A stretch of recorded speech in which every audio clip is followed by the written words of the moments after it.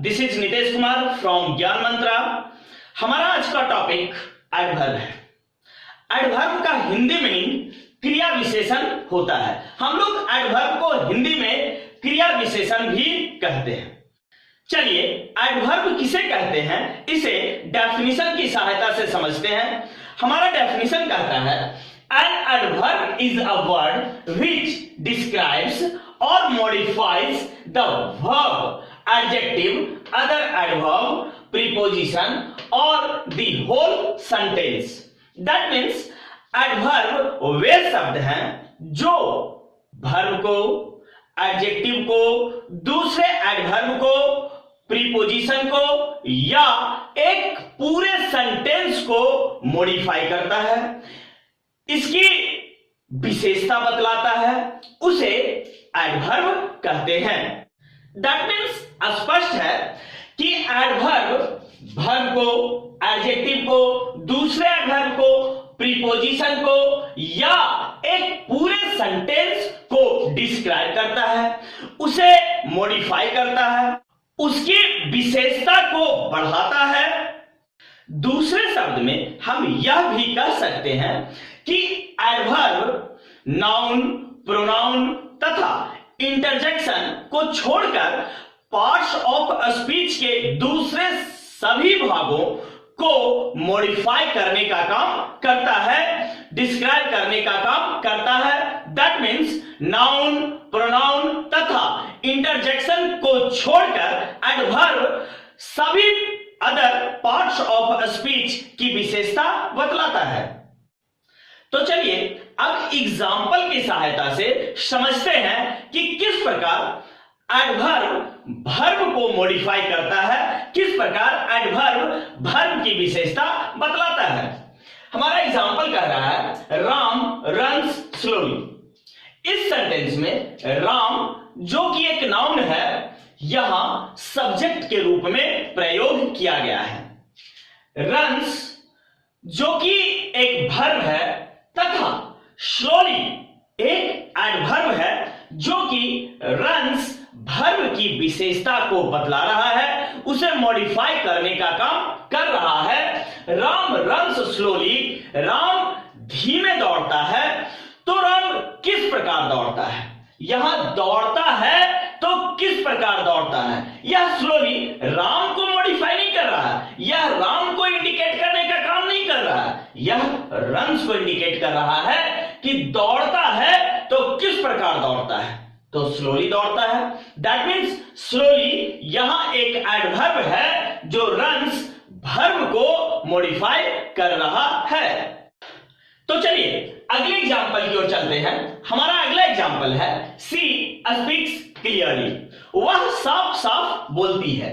इस सेंटेंस में सी एक सब्जेक्ट है जो कि प्रोनाउन के रूप में है, स्पीक्स एक वर्ब है तथा क्लियरली एडवर्ब है। क्लियरली एडवर्ब यहां स्पीक्स जो कि वर्ब है को मॉडिफाई करने का काम कर रहा है। That means she speaks clearly, वह साफ साफ बोलती है। तो वह किस प्रकार बोलती है, वह कैसे बोलती है, तो साफ साफ बोलती है। तो स्पष्ट है कि वह कैसे बोलती है, तो यहां प्रश्न बोलने पर दबाव उत्पन्न कर रहा है कि कैसे बोलती है, तो साफ साफ बोलती है। दैट मीन्स स्पष्ट है कि क्लियरली स्पीक्स को मॉडिफाई कर रहा है। कैसे बोलती है, तो साफ साफ बोलती है। तो यहां क्लियरली जो कि एक एडवर्ब है वर्ब को मॉडिफाई करने का काम कर रहा है। तो चलिए अगले एग्जांपल को समझते हैं। ही राइट्स वेल, वह अच्छे से लिखता है। यहां ही सब्जेक्ट है जो कि प्रोनाउन के रूप में है, राइट्स वर्ब है तथा वेल एडवर्ब है। यहां वेल एडवर्ब राइट्स वर्ब को मॉडिफाई कर रहा है। ही राइट्स वेल, वह अच्छे से लिखता है। तो वह किस प्रकार लिखता है, वह किस प्रकार लिखता है, तो अच्छे से लिखता है। तो स्पष्ट है कि वेल एक एडवर्ब है जो कि राइट्स वर्ब को मॉडिफाई करने का काम कर रहा है, उसे डिस्क्राइब करने का काम कर रहा है।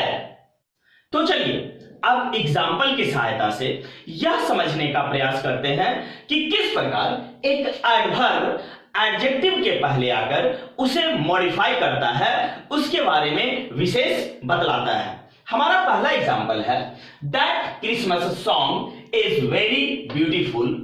इस सेंटेंस में दैट क्रिसमस सॉन्ग सब्जेक्ट है, इज वर्ब है, वेरी एडवर्ब है तथा ब्यूटीफुल एडजेक्टिव है।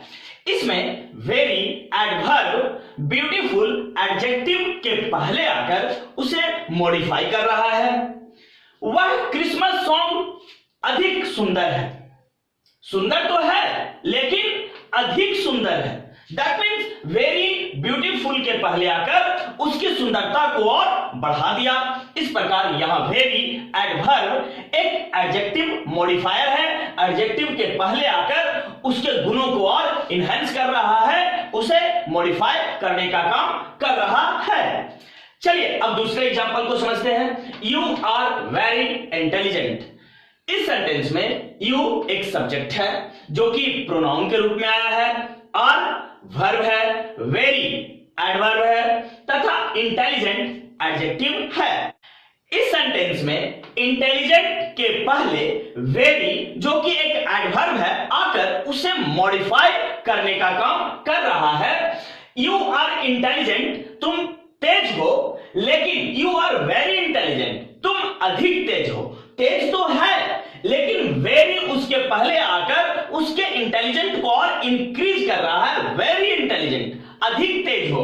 तो स्पष्ट है कि वेरी जो कि एडवर्ब है इंटेलिजेंट एडजेक्टिव के पहले आकर एडजेक्टिव को मॉडिफाई करने का काम कर रहा है।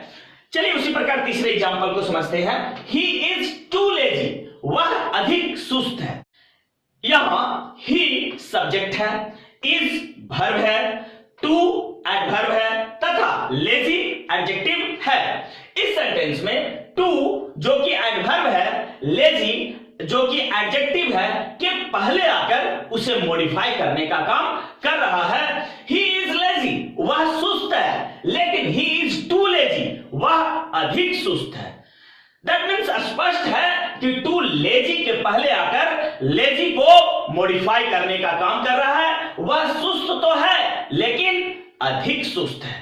तो इस प्रकार हम पाते हैं कि इस तीनों सेंटेंस में वेरी, वेरी तथा टू एडवर्ब है जो कि ब्यूटीफुल, इंटेलिजेंट तथा लेजी एडजेक्टिव है के पहले आकर उसे मॉडिफाई करने का काम कर रहा है। इस प्रकार एडवर्ब एडजेक्टिव के पहले आकर उसे मॉडिफाई करने का काम करता है।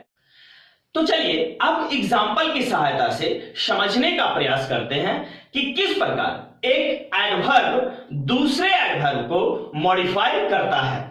हमारा पहला एग्जाम्पल है my sister runs very fast. इस सेंटेंस में माई सिस्टर सब्जेक्ट है, रन्स वर्ब है, वेरी एडवर्ब है तथा फास्ट भी एक दूसरा एडवर्ब है।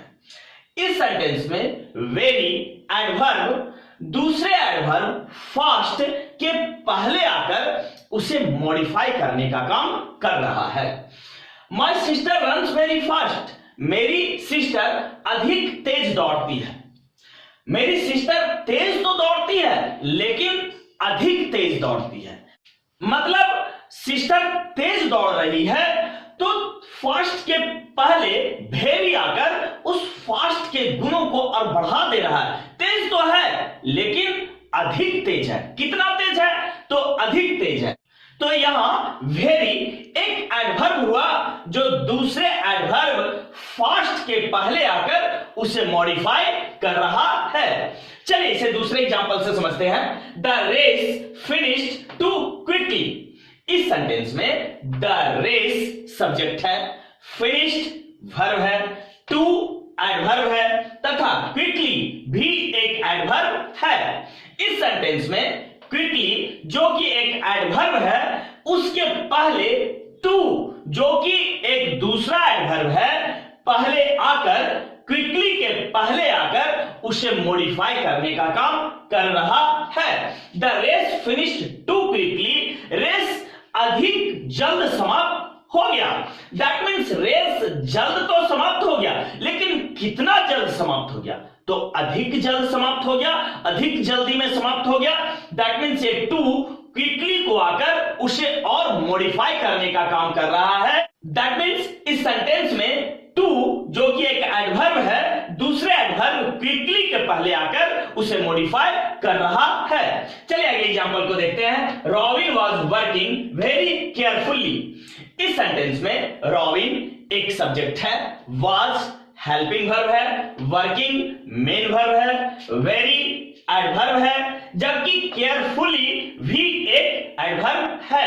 इस सेंटेंस में केयरफुली एडवर्ब के पहले एक दूसरा एडवर्ब वेरी आकर उसे मॉडिफाई करने का काम कर रहा है। Robin was working very carefully, robin बहुत अधिक ध्यान से काम कर रहा था। दैट मीन्स यहां वेरी केयरफुली को और मॉडिफाई कर रहा है, ध्यान से काम कर रहा था, लेकिन कितना ध्यान से?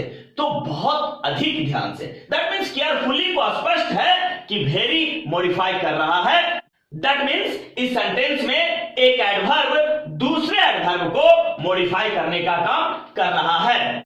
दैट मीन्स स्पष्ट है कि सेंटेंसेज में एक एडवर्ब दूसरे एडवर्ब को मॉडिफाई करने का काम कर रहा है। तो चलिए अब एग्जांपल की सहायता से समझते हैं कि किस प्रकार एक एडवर्ब प्रीपोजिशन को मॉडिफाई करने का काम करता है। हमारा एग्जांपल कहता है they live exactly behind my house, way exactly मेरे घर के पीछे रहते हैं। यहां दे एक सब्जेक्ट है जो कि प्रोनाउन के रूप में आया है, लिव वर्ब है, एग्जैक्टली एडवर्ब है, बिहाइंड प्रीपोजिशन है, माई प्रोनाउन है तथा हाउस नाउन है। इस सेंटेंस में बिहाइंड प्रीपोजिशन है जिसके पहले एडजेक्टिव जो कि एक एडवर्ब है आकर इसे मॉडिफाई करने का काम कर रहा है। कि वे कहां रहते हैं? तो वे एडजेक्टिव मेरे घर के पीछे रहते हैं। दैट मीन्स स्पष्ट है कि यहां एडजेक्टिव एक एडवर्ब है जो कि बिहाइंड प्रीपोजिशन के पहले आकर उसे मॉडिफाई करने का काम कर रहा है। तो चलिए उसी प्रकार अगले एग्जाम्पल को समझने का प्रयास करते हैं। अगला एग्जाम्पल है ही अराइव्ड जस्ट एट 9, वह पूरे 9 बजे पहुंचा। इस सेंटेंस में ही प्रोनाउन है जो कि सब्जेक्ट के स्थान पर प्रयोग किया गया है, अराइव्ड वर्ब है, जस्ट एडवर्ब है, एट प्रीपोजिशन है तथा 9 एडजेक्टिव है। इस सेंटेंस में जस्ट एक एडवर्ब है जो कि एट जो कि एक प्रीपोजिशन है के पहले आकर उसे मॉडिफाई करने का काम कर रहा है। कुछ एडवर्ब होल सेंटेंस को, एक दी गई पूरे सेंटेंस को मॉडिफाई करने का काम करते हैं। चलिए इसे एग्जांपल की सहायता से समझते हैं। हमारा पहला एग्जांपल है perhaps we are right, that means शायद हम लोग सही हैं। इस सेंटेंस में परहैप्स एक एडवर्ब है जो पूरे सेंटेंस वी आर राइट को मॉडिफाई कर रहा है। इस प्रकार एक एडवर्ब पूरे सेंटेंस को भी मॉडिफाई करता है। चलिए हमारा दूसरा एग्जांपल है no I do not agree with him, that means नहीं, मैं उससे सहमत नहीं हूं। इस सेंटेंस में नो एक एडवर्ब है जो पूरे sentence I do not agree with him को मॉडिफाई कर रहा है। चलिए अब तीसरे एग्जांपल को समझते हैं। तीसरा एग्जांपल है hopefully I will pass the exam, that means उम्मीद है मैं एग्जाम पास करूंगा। इस सेंटेंस में होपफुली एक एडवर्ब है जो पूरे sentence I will pass the exam को मॉडिफाई कर रहा है। इस प्रकार हम पाते हैं कि कुछ एडवर्ब जैसे परहैप्स, नो, होपफुली, यस आदि वैसे एडवर्ब हैं जो पूरे सेंटेंस को मॉडिफाई करने का काम करते हैं। तो अब आपको एडवर्ब समझ में आ चुका होगा। यदि वीडियो अच्छा लगे लाइक कीजिए, सब्सक्राइब कीजिए तथा शेयर करना ना भूलें। Thank you.